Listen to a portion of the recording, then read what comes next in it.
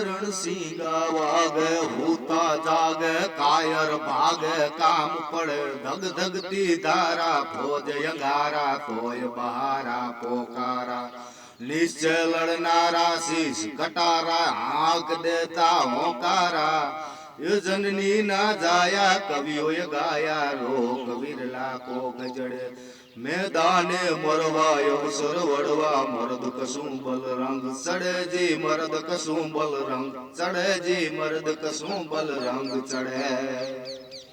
તારીખ 14/4/2024 રવિવારે રાજકોટ ખાતે યોજાનાર ક્ષત્રિય મહાસંમેલનમાં હમણાં જ જયપાલસિંહે ગાયું એમ રણસિંગા વાગે સૂતા જાગે કાયર ભાગે કામ પડે। એટલે કાયર હોય એ જ ઘરે રહેજો। જો તમે ક્ષત્રિય છો તો આ દરેક ક્ષત્રિયની ફરજ છે કે આ સંમેલનમાં આપણે માથા તો નથી દેવાના પણ એક આપણે હાજરી તો એક ક્ષત્રિય તરીકે આપવી એ આપણી દરેકની ફરજ છે।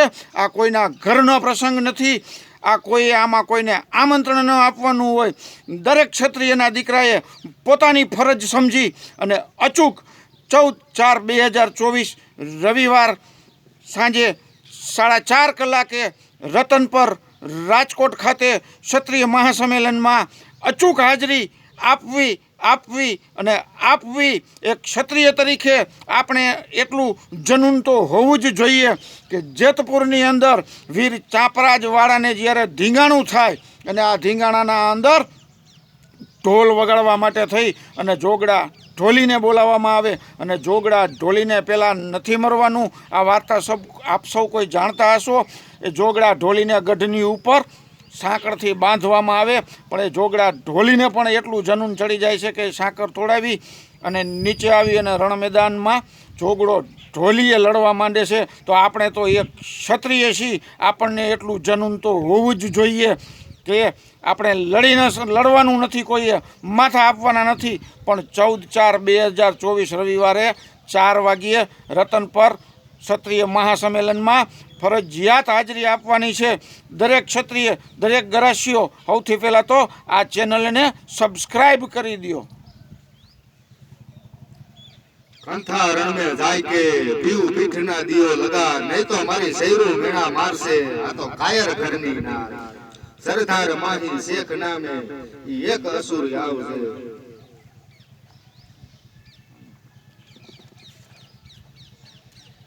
દ્વારકાના પાધરની અંદર આવેલ મૂળુ માણેકની પ્રતિમા, મૂળુ માણેક કે જે અંગ્રેજોની ફોજ સામે જ લડ્યો તો નાછડિયા હથિયાર, અલ્લાલા બેલી નાછડિયા હથિયાર, મૂળુભા બંકડા તે તો નાછડિયા હથિયાર।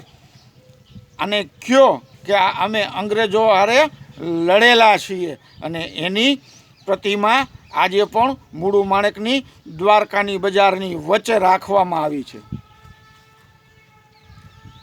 અંબા તણા ઉપાસકો યજમાનને યાચો નહીં, ખોટી કુસામત કરી ક્ષત્રિય વીરતા વેચો નહીં।